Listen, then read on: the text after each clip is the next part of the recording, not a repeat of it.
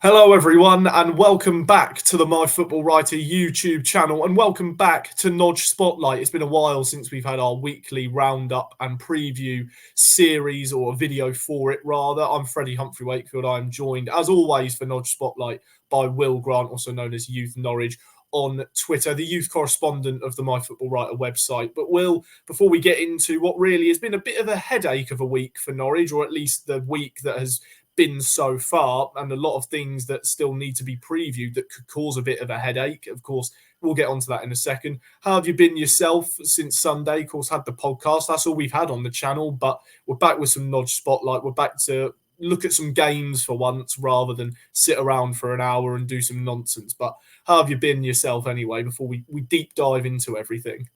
Mate, I'm very good, and it is so good to be back with you, mate. It feels like quite a long time ago now, maybe about 3 weeks since our last one. So, mate, I'm absolutely superb. It's so nice to be watching back Championship games again and looking for weaknesses and strengths of each team and kind of and compiling notes as well. But yeah, I'm very good. It's been quite a hectic few weeks for me actually, and this week actually.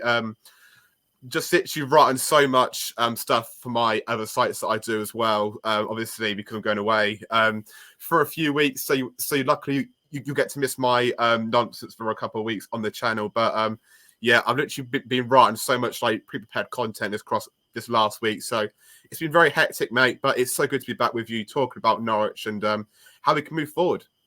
Yeah, no, of course. And that is something Norwich will have got to look to do. Move forward, of course. Last weekend, it was a bit of a disaster in Swansea. It was a poor performance that got a poor result out of it. There was chances in the game to maybe salvage a point. Could have maybe even got all three. But that own goal from Forson just ultimately decided the game. And hopefully against this weekend's opposition in Watford, who, by the way, have had a stellar start to the season. They won their first 5 games in a row in all competitions, including 2 EFL Cup victories, albeit one of them was against MK Dons, although the other one was against Plymouth. So they've played 6 games against Championship opposition this season, and they've won 4 of them, only dropping points in their last 2 games. Drew with Sheffield United and then lost to Sheffield United and then drew their last game. Whoever that game, who was it against, has escaped me annoyingly because I just looked at their fixtures and who they drew against. So that's very annoying that I can't remember it. But anyhow, they've had a very good start to life under Tom Cleverley. It seems as if, because Watford, of course, there's always the joke. Watford have about 7 different managers a season, and the owners, as soon as something goes wrong, they sack the gaffer. I'm amazed, actually, with no wins in 2 games. Tom Cleverley's not been booted out of the Vicarage Road door. But what a start they've had under him this season. No one would have expected them to be up there. Jack had them bottom of the league in his league prediction. I think all of the rest of us had them sort of mingling around lower mid-table. But they've got some good players as well. They've got quality. They're known for bringing quality up through their ranks. You think of Yao Pedro now at Brighton, Ismail Assar now at Crystal Palace. They've got very high pedigree. They've got a good side. They've got a lot of physicality, especially in the middle of the park. I'm sure we'll get onto that just in a second. But just touching on Watford and Cleverley, a fantastic start to life in the Championship. No one expected this. Absolutely not, mate. Although it's absolutely fair to say that they've had a great start. I'm still with Watford a bit unsure about where to kind of grade them like this year in terms of like league position. It feels like they had quite a nice start in terms of opposition. Obviously, Millwall away, Derby home, etc., etc. I think those 2 fixtures in particular, they played very well in, absolutely, as well as Stoke as well. But I think probably they are games that I think Watford would expect to be winning as well. So I think maybe some context is quite important, but at the same time, they've showcased, especially because many people had them quite low down in the league, obviously, that they've got some quality. I think there's one man in particular for me who is just like the absolute pinnacle of Watford right now, of everything they do so well. And I think I heard a few mumblings, actually. I don't know if you did, Freddie, that a certain Georgian player called Georgie Chakmatadze was injured for the game this week. Apparently he came off in quite a bad state against Coventry. Although I could be completely wrong, but I think that was like some murmurs about that in particular. And I can't keep saying his name repeatedly because it is a very, very big tongue twister name. But he's an exceptional player for them in midfield. Sorry, just looking at some of his numbers this season, he actually ranks as in top of the league actually for creating the most shot shot creating actions, and as well as that, he's also top of the leaderboard for key passes in the league this season, which is quite astonishing, really. I think with 31, so quite a lot of really, really good attributes and qualities that he showcased for them this season. And when I watched him against Sheffield United the whole game, the main conclusion I kind of got really was that they were a very, very well structured team in and out of possession, but I think they lacked firepower and actual X factor until I obviously saw Chakmatadze play, and it isn't necessarily his ability to kind of create absolutely big scoring worldies and scoring really, really nice goals. It's his ability to drive from deep areas, and I think it's actually showcased probably during the Euros as well. He got so much really good reviews, and he kind of plays just in behind the striker alongside Deli Bashiru or Kiembe. They kind of play in a 3-4-2-1 in possession, and those who are kind of just behind the solo striker. Normally it's Bayu the striker, but I'm a bit unsure maybe because they might go for Jefferson on loan from Bournemouth against Norwich. So I think we'll kind of see how they kind of approach it from that standpoint. But he is their key player by an absolute country distance. He's the one that's going to create them opportunities. And I think a big blow for Watford as well was actually losing Jasper Spridge during the start of the season as well. I think those two would have been an absolute dream combination in behind a striker. But unfortunately, they've only got one of them right now. And if Chakmatadze is injured, then I think Norwich have got a very, very good chance of winning against Watford, because I don't think there's enough firepower in the team to kind of get them a point and win, especially if he's not playing as well. So they are a very organised team as well. They play in a 5-3-2 shape out of possession as well.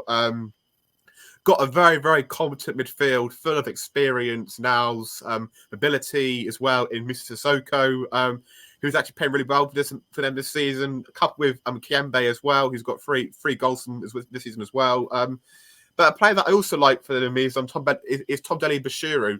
And I think Norwich were actually linked with him actually during some earlier seasons. And you can see why he's so agile on the ball, and he drives with the ball with so much purpose and pace and conviction. And I think when you've got a player, especially like that, away from home, and they want to try and play the counter attack with those two kind of centrally orientated players, and it's going to cause teams problems. I don't think Watford have as much threat out wide in terms of wingers. They've got quite limited personnel in that area, but they have got some really competent fullbacks in the likes of Yasser Larouci and Ryan Andrews as well, a player that made his debut under Chris Wilder last season as well, and he's seen as one of the most brightest talents in the EFL as well. And I think Ryan Andrews is probably going to be the most attacking outlet against Norwich, along with Chakmatadze and Deli Bashiru if he plays. So they've got some of those profiles there, but if Norwich can get hold of the game and play to a very, very good progressive style of play and are accurate in the final play, that is the key word for this game. It's accuracy in all areas of the pitch, really. If I look against Swansea, Freddie, that we were just a bit under par and not really sharp enough in our build-up play, and I think that kind of cost us a few points, really. So I think, obviously, as I said before we started recording, I've got quite a few changes for the game against Watford coming up. But are you still happy with the defensive line consistent of Gunn, Doyle, Duffy, etc., or would you make any changes there, or are you kind of happy with that? Well, it's an interesting one, really. It's a very good point to raise, because Norwich because whenever you look at their defence on paper, you can sort of, any Norwich fan will be able to sort of dissect it and maybe see where the weaknesses are. I mean, the amount of slander Shane Duffy gets, I mean, I can't hide away and say that I've not exactly been a critic of his performances, but then whenever I seem to watch Norwich, and when I'm able to, he always is, if anything, for me, a bit of a standout performer in defence, especially against Coventry. Of course, that game I feel like will very much be the game that maybe could be Norwich. I feel as if I'm a member of the coaching staff, I would be looking at that game and tell it almost before every match and keep reminding the players that is the intensity you need to get a win, because that game was the perfect performance. Of course, in a game of football, it's never going to go the exact same. You're never going to get a game every week where everything's perfect. But just in terms of intensity and work rate, you need to look at that game and just consistently remind the players that is the level that is required from this coach. And if you can match it, you're going to win games, because that performance was just so good. And that's the bar that Norwich should be looking to set. But going on to the defensive contingent and sort of would I change it, I still don't really know. It's such a hard one, because albeit Jack Stacey wasn't at his best against Swansea, he's not really been at his best this season. There's no hiding that. Kellum Fisher, we know, has got ability, showcased it in pre-season and can showcase it when playing, but he's got such a lack of first-team experience and exposure to first-team football at a competitive level in the Championship. So there's the worry of, will he maybe be a bit raw? Will he make a few mistakes? But then you just sometimes have to take that sort of risk. Ben Chrysene, I don't think, has really hit the ground running, but he's off the back of a big injury. He's not exactly played much football, and it's a new manager for him, a new system for him, a new whole environment. It's going to be difficult for a player like that. Shane Duffy, as I've already said, gets stick, but when he plays well, is a massive character at the back. Callum Doyle shouldn't even be playing in this league. I say this every week. He should not be anywhere near the Championship. He's the first name on the team sheet. He's not even our own player. He has to start. Angus Gunn, if you don't start him, you have George Long in goal. And without as trying to be as level-headed as I can, George Long just simply isn't a starting goalkeeper at Championship level anymore. So you have to start Gunn. But the defensive contingent is so hard. I'm really on the fence with it. I think changes arguably should be made based off what we see. But at the same time, they're each individually all have their own experience and have played at a Championship level, and some even higher. So maybe it's best that you don't change it, because it's arguably Norwich's strongest defence. But then there's so many other options like Jose Cordoba. It comes back to the point, we spent £3 million on Cordoba.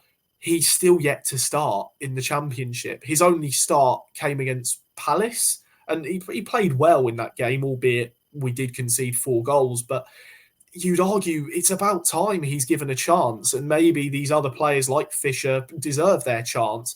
But it's just so difficult for me to sort of answer that question. I've done a lot. I've done everything but answer your question. But to sum it up, you know what? I'll just say no. I'll say no, because I think this is the defence we're clear to see that's going to be stuck with, and we know it can be capable of doing some good things, but it's capable of its mistakes. And if Torup feels as if he needs to change it, he's the man to do that. Well, I've made 2 changes to the back line, and for me, I think this game I'm going to go straight in at left back. I'm going to go for Callum Doyle, because I think this game for me, and I'll explain why. Because I feel like this game for me is, I see how I see it panning out is, I think Watford are going to be quite a passive outlet during the game, and they're going to be patient and try and be disciplined in their 5-3-2 shape. And I think what Norwich need to do is have their best technical team play during the game. And I think Jose Cordoba at centre back needs to happen alongside Callum Doyle at left back. I just think it's the right time for Cordoba, really. I think he showcased in his cameo against Swansea when he came off the bench, and across against Coventry, Blackburn as well, that he's got some really good talent in terms of playing out from the back as well. So I think this is the time to start Cordoba. Shane Duffy as well, I think is going to be quite a big player for this game as well, because obviously during Watford's last 2 games, really, they've had quite a few problems actually in terms of set pieces and corners, and they tend to operate in a zonal marking system. And in the last 2 games, they haven't been the best at doing so against Sheffield United and Coventry. They've kind of like left some like big men, like physical presence of men free in quite like a lot of space as well. And I think Shane Duffy could capitalise on that. So if Nick Stanley is watching, I doubt he is. I think it is an absolutely huge opportunity to try and get Shane Duffy to score a header during this game because Watford aren't the most sharpest when it comes to the zone of marking as of yet, and I think that could be an area of strength for Norwich as a collective. Yeah, so I'm going to go for my back four with Angus, and obviously the keeper as well. I'm going to go for Angus, Gunn, Doyle, Cordova, Duffy, and Callum Fisher. It's going to go going at right back for me. I watched the Swansea game, and I was actually reading some of the work which NCSE analysis did as well. And across the game against Swansea, especially in the first half, during deep build-up phases, the centre-backs tried to play over the press, and that left Stacey in some quite advanced areas. And I think against Swansea in the first half with Stacey, he's just lacking some like match sharpness and kind of like technical quality in and around quite an important area. And that led to Norwich losing some turnovers in key areas. And I think Callum Fisher, it's the right time to play him, I think in this game, because I think he has showcased in his cameos across the last about 14 months, really, that there's promise there from a technical perspective. And the reason why I think it actually also helps as well is because I think, obviously, we've often played it in a 5-3-2 shape.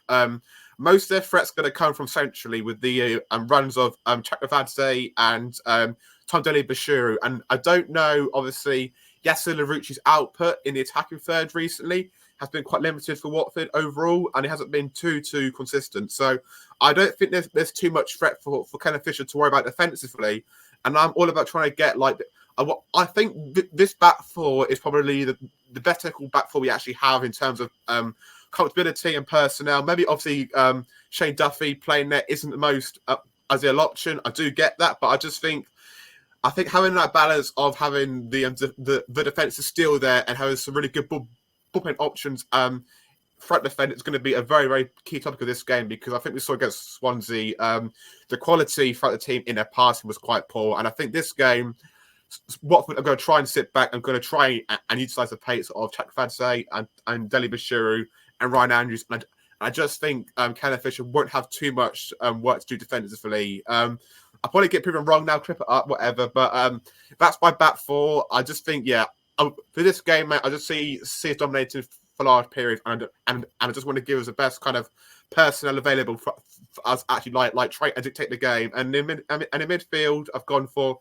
Nunes and McLean, but if Anas Ben Soleimani is fit for me, he's going to have to play. I think when you've got quite a combative midfield of Kiembe, Chakratadze, Dele-Bashiru, and Sissoko, I think all four of those players are going to try and cause Norwich some problems in terms of overloads in central areas. And I think having more of like a flat midfield three will probably like try and counteract that. And I think when you don't have somebody in the side, the team can be kind of perceived as quite brittle in terms of not too much strength in that midfield. And I think if you add Somani to that team, it kind of levels it out a little bit. But I think if you have that midfield free and you have the technical quality behind him, and like Doyle playing through the lines and Fisher, then I think it could work quite nicely, as well as Cordova as well. So that'd be my midfield free. So Somani's going to come in just to kind of counteract Watford's kind of physicality midfield, and then Sergeant Signs to me, I know obviously Signs wasn't too good against Swansea. I think in the first half and across the game actually, although he had quite big chances and moments during the game,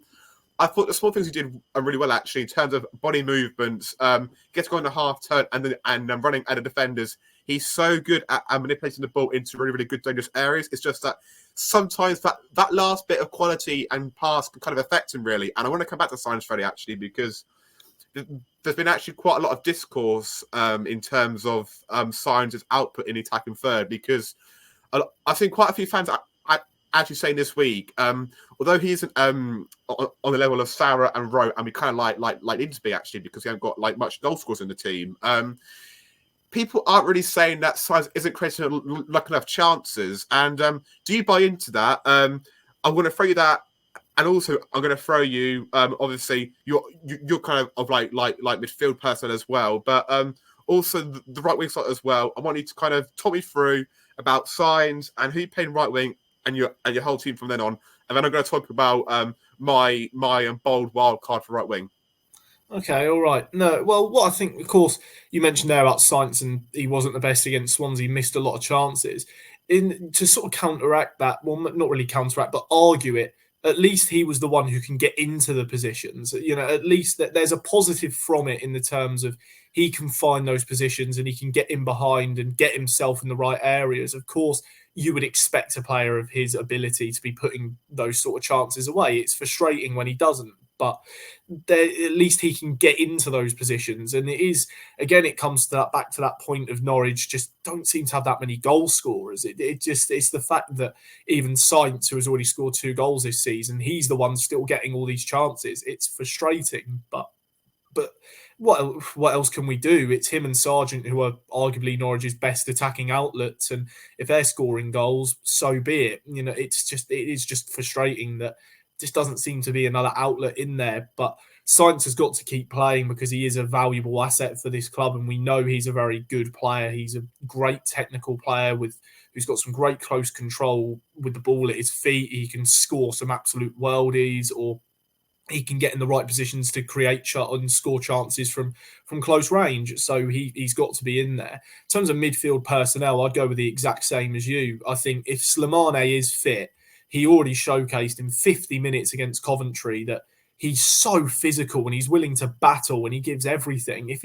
But because against Swansea, it was a brittle midfield. It was weak. It didn't have the physicality and they weren't flying into challenges and they weren't sort of wanting to get stuck in and really give it some. And Slimane offers that. Of course, it's only 50 minutes what we've seen of him, but he looks such a big physical player who can cause discomfort for an opposition midfield. He's willing to battle and fight for every ball. He's got to play, and if he doesn't, then where else can you see a physical player that Norwich can utilise? Because the only other midfield options they have are all youngsters, and even the other two who may start, Nunez and McLean, aren't exactly known for being hard tacklers and fighting for every ball. Nunez is more the technical player, and McLean is more used for his passing abilities and sitting deep and sort of screening the back four. But midfield 3, that's exactly what I'd go for, because they each bring really good individual qualities that can help you in a game.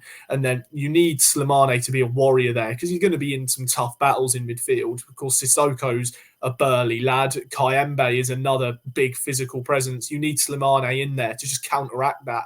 And Nunez maybe to just be a little nuisance, maybe win some fouls, get them frustrated, and see where you can go from there. And then Kenny can just be the deep-lying playmaker, ping the passes out wide, and pick out Sainz or the other winger.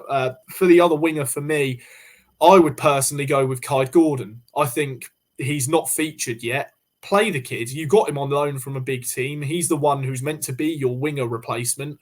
What's the worst that can happen if he plays? What, injured, season over? Or what, he has a poor performance and what? No player on the planet, apart from the very best, have 7 or 8 out of 10 performances every single week in an attacking outlet. I'd say give it to Kyde Gordon. Just see what he can do, showcase his abilities. If he plays well and he creates some chances, keep playing him. That's what he's here for. He's here to be the winger and prove himself in the Championship. This is his first time away from Liverpool in a sense of since his senior career. Just give him a chance. Give the kid a chance and see what he can do. And then, of course, Sainz and Sargent have to play. They're the only players who have scored for Norwich this season. You don't play your goal scorers. What else are you going to do?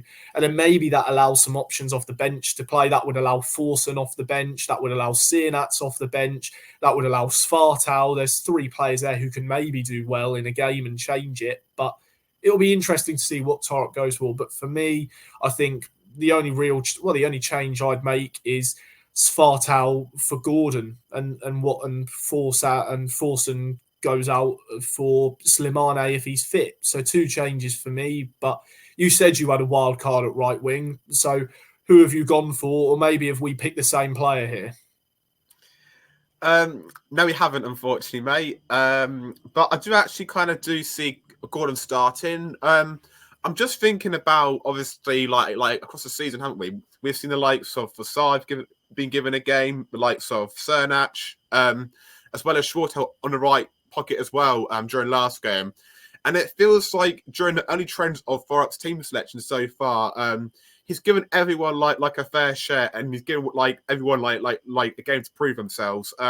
Albeit if the sample size for me, actually personally, I think you've got to give some players more time and give them like a bigger sample size of games. But in terms of trends, I generally do see it probably being Gordon, because obviously he's given a chance to all the other players and hasn't really been like a big output from the right hand side as of yet. But I'll go for Gabe Forsyth. You know, I'm an academy man. I do have some rationale for it. I think what he has showcased in his cameo so far is his confidence and desire to want the ball. And I'm not saying that others haven't, but I've also seen across his academy career. Look, I know it's still it's quite a hard case study to kind of relate to as such, because the first team in academy is quite a stark jump. But I've seen moments of Gabe Forsyth where like he can turn a game on its head and he can play that killer pass through, and he can produce a moment. And a moment right now is what Norwich do not have. And I think we have seen some signs of Forsyth wanted to create a moment. Obviously, that shot against Blackburn nearly went in as well. So I think he had showcased his desire to make to try and create a really big moment for the team. And I think he definitely has that quality to do so. And he's very, very good team player as well. He's very good at linking the play up as well as working in tight spaces. But I just think Forsyth is another technical option for Norwich. And I feel like, I'm not saying Shortall and Sanesh aren't like technical options. I think they give you more physically in terms of Sanesh gives you the ability to kind of turn away quickly on the half turn, and Schwartz kind of like gives you more kind of like dribbling qualities. But I feel similar to Gordon, but I think the most technical option there is Gabe Forsyth, and I think that is what Norwich need to try and break down Watford. And I think this kind of poses it nicely actually to my score prediction, and I've gone for a 1-0 Norwich win. I just see it's going to be quite a hard slog of a game, really, for Norwich. I think they'll score a goal, dictate the game, and I just think Watford are going to be quite passive, really. And I think they might work into Norwich's favour, really, because it feels like they're getting more time to try and play passes through the thirds and get a confidence going. And I think, ideally, Watford isn't a bad team for Norwich to play right now in terms of kind of setups and how they play the game. So I'm going to go for a 1-0 win. You wait now. We'll come back Saturday afternoon, and it'll be some sort of Jack crazy prediction, and he'll get like a 4-3 prediction correct. But yeah, I see it being quite a slog of a game actually to watch in terms of not trying to break them down as such. But yeah, I think Norwich will just get over the line, but it could easily go the other way. I wouldn't be shocked about that either. How do you see it going, mate? For me, this has got a really weird feel about it, this game for me, because albeit Norwich have got on paper a better squad than Watford, you can't deny it. We have got better individuals than Watford do. There is no question about it. It's why we've finished above them the last 2 seasons, even under some poor managers. We have got a better squad, but Watford are flying. This is the issue. Watford, albeit last 2 games, haven't won. They got 1 point out of 4. That's of course it's not great. They maybe the wheels are starting to come off, but you can't not look at them winning 5 in a row before that, and 4 of them being against teams in this division. They evidently can really cause issues for some sides, and I think they will for us. I think this is a game where every fan looks at it, and they say it just like you have, Will, of you think we'll dictate the game, and because we've got the quality to, and we know we do, and we know that when this football can work, it will be brilliant. But I just think Watford are going to be a nasty bunch of lads to play against. I think they're going to make it difficult away from home at a place where Norwich haven't lost since November. They're going to want to be the team to break that record. Every team is, but they're going to want to make it so uncomfortable and continue what has been a great start. I think the individual quality, I think, will get us over the line just about, but I don't see us winning the game. I think Watford are going to make it very hard. I can see it being a 1-1 draw, and in a way of a game devoid of quality, because both sets of opposition make it that way. They just become nasty, and it becomes a cagey affair, slog of a game, probably 2 scrappy goals, and it ends that way, and everyone comes away thinking, yeah, you know what, fair result, and that's that. So I'd go for a 1-1 draw. I hate to be a bit of a negative Nancy and don't think Norwich are going to blow away Watford and get a comfortable victory, but I just see it being a really hard game for Norwich in terms of physical battles, and from that standpoint, just I think physically Watford are going to dominate. There'll be a lot of difficult battles in the midfield. It'll be really interesting to see those battles between the two. I think that will be maybe the deciding factor. But it's going to be a big physical game, and it could be difficult for Norwich if they aren't careful. But I can see them just about getting there and getting a point, which I wouldn't be too discerned about given Watford's start. But they need to win it though. With the start Yeah, Norwich have had, 5 points from 15 is poor. That is poor. You need to be at home as well. You want to be winning with such a good record, but I just can't see Watford rolling over that easy or us making it a walk in the park. I think Watford will make it a difficult one. Yeah, I think for me, it's going to be a battle between technical play versus physical play. Can Norwich try and outplay Watford, or can Watford either try and win that midfield duel and just block any incoming traffic into the midfield in central areas? Because ultimately, that's what Norwich want to do and try and be a very, very good combative team. But I do think if Norwich don't get anything than maybe 3 points during this game, I think we might lose some slight buy-in from supporters, especially after quite a demoralising loss against Swansea.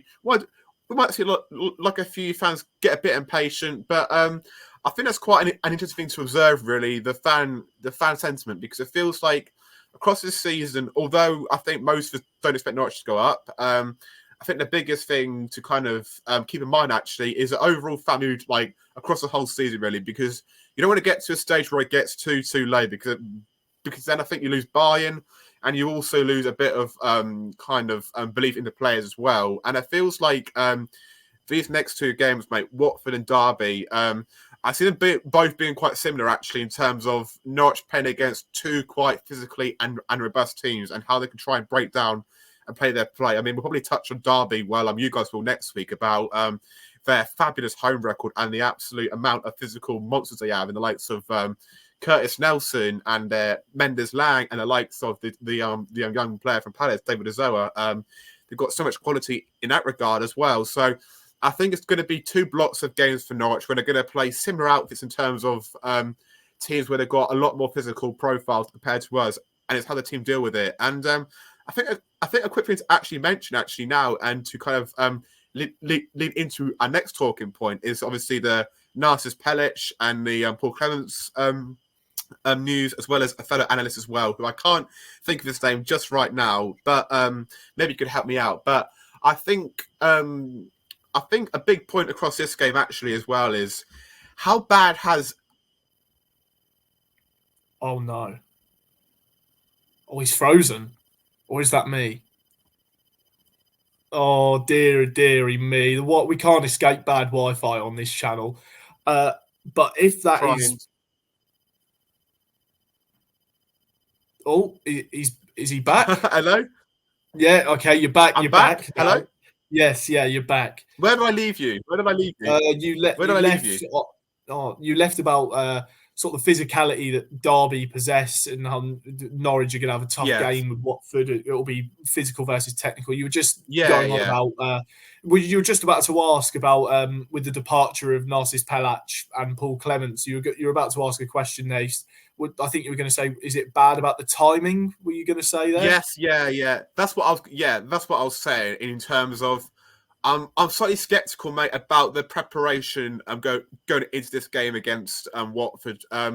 Although Norwich probably have an absolute huge sample size of people behind the scenes that can really take cover, it still feels like when you've got two people that oversee quite a massive department. Obviously, it feels like Pelic is always responsible for the opponent's kind of research, and Clements getting the goalkeepers ready. It's still quite a big adjustment for Norwich to try and fill in terms of those two people being missing, but I'm sure they'll be okay. But Freddie, overall, what's your overall thoughts about the Pelic and Clements disaster? Is it a big blow for you, or are you content with it and trust Naples going to get it right in finding their replacements? Personally, for me, I'm on the fence. Really, it's content for me in the way that when Norwich didn't have a manager but kept Pelic, it says a lot to me that he wasn't in the running to become first team manager, despite the fact he wants to take that career path and he's gone to Stoke to do so. I think that speaks a lot of volume to me that even Norwich could have easily taken that route, and they would have known he wants to be a first team coach and a first team manager, and I'm sure they would know he has the capabilities. If anyone's watched the new documentary that Norwich are doing on their YouTube channel, there's a clip of Pelach in an attackers meeting going into such great detail, and he knows all the stuff he's talking about. He looks a really good coach and a very knowledgeable one. So Stoke have maybe got a really good coup for them. For Paul Clements, he's arguably made Gunn a bit of a better goalkeeper, but then there's still elements to Gunn's game which maybe he's regressed in. So, of course, it's a bad time to lose them in the season, especially after a loss, and the timing is annoying. For me, that's the disaster about it. It's come at such a bad time, and it's hard to get coaches in at sort of this stage of the season, just plucking them out of nowhere, and you've probably got to pay compensation fees as well. But I would trust Napper and Torup to get this right. I would like to think that they've probably got a list of targets straight away, and Torup will want to maybe use people he's worked with or he knows from the Danish leagues that maybe are very good, and he can bring in that maybe against opposition teams he played and he had hard times against, that he can bring in and think, right, I want you because I know you're a good coach. You're going to join me. I'm going to implement this style I found hard against you. We're going to become a better team and a harder team to play against. So I would like to think they'll get it right. That's where I think the negative is the timing, and the fact that Pelach is a good coach. But then you can look at it in a good way of he wasn't good enough to become our manager, and Clements again, bad timing. Maybe has made Gunn better, but then maybe he's regressed him in other elements. So it's annoying, but I would like to think that we'll get it right and we'll get the replacements in the door in the coming few weeks. But I'll be interested to see who those candidates are for sure. Yeah, man, absolutely. I'm in a similar mindset to you, actually, in terms of especially Clements. I think he has made Gunn a better goalkeeper. I think there's probably been like a few murmurs over the last maybe 14 months about Gunn's distribution. But I always regard Gunn as being one of the most better goalkeepers in the league. Really, I've always kind of seen him as like quite a top 5 goalkeeper in the league. And then Pelach as well. Yeah, I think he had quite a big input under Wagner, and it's kind of felt like really actually across the last few weeks, especially in the months, and I think actually some other outlets actually stated it as well. When Norwich were going to go into this new regime, I think we were going to probably expect some departures from staff that were going to be here before Fopp arrived, and I just think the change is quite natural, really, and I don't think it's something to be too worried about. Although there's no disputing that Pelach and Clements carry some high pedigree, I still think Norwich could try and find adequate replacements as well. As long as they align into Thorup's and his other coaching staff's beliefs, and I think that's absolutely fine, really, to me. I wish Pelach all the best, really, and I feel like although I do agree with you in terms of maybe he wasn't seen as good enough for the Norwich manager. I just wonder if not. It had actually like down to Norwich's preference, really, and he wanted to get someone who had like a bit more experience and know-how, especially in like a league environment as well. So I do get your point as well, but it'd be interesting to see how the club view it. I've got no doubt that I think Norwich will be a bit annoyed about those two going, because I think they both are quite very, very good at their jobs respectively, but. I back Napper and Fright to get it right, because I think we've got no other option, I'm afraid. Yeah, no, we don't. that is simply it. You have to get it right now. The season's started and Norwich haven't had the best of starts. You've got to get it right now. There is no other option. You're completely right. But anyhow, there's your lot for the week that has been so far and the week that will be for Norwich City. They play Watford at Carrow Road, early kickoff on Saturday. Can they get their first home win of the season? We'll have to wait and see. It'll be a tough game for them. Let us know your thoughts on the game, any predictions in the comments section below, as Will has frozen again, but he's kept his fingers crossed. I'm the same. But anyway, this has been Nodge Spotlight. I've been Freddie Humphrey Wakefield. He has been Will Grant. This has been the MyFootballWriter YouTube channel. We will see you all for the next video of ours on here. It's goodbye for now, and we will see you all for the next one.